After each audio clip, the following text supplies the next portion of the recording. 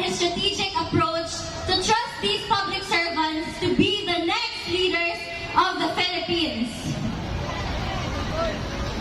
I would like to thank you, the Duterten, for your unwavering loyalty, not just to my father, but to the Filipino people.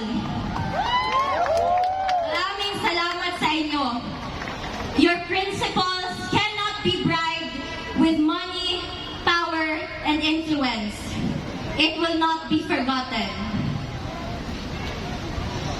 It has been my greatest honor in my 21 years.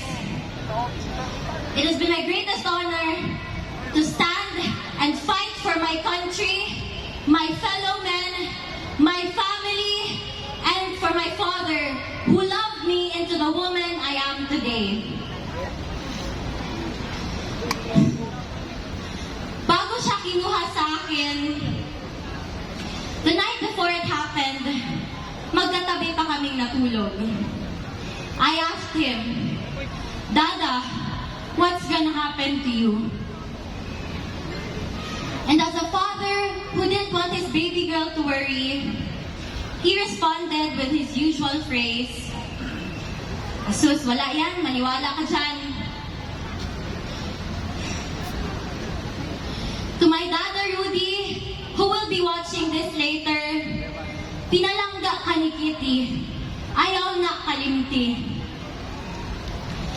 Know that I remain unafraid, unbent, and unswayed, just like you. Your battle is my battle. Mabuhay ka at mabuhay ang Pilipinas!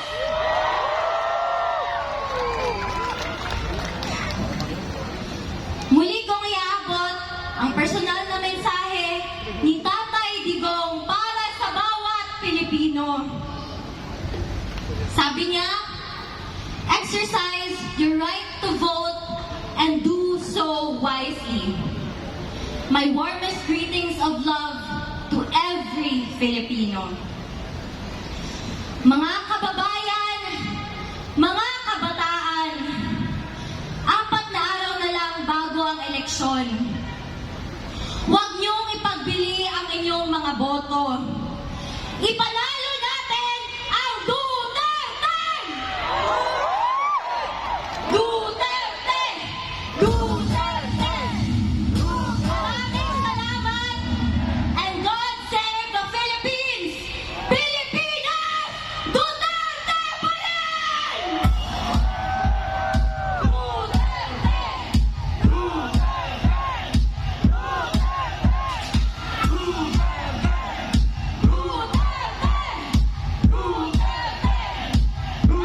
Salamat sa inyong kalan!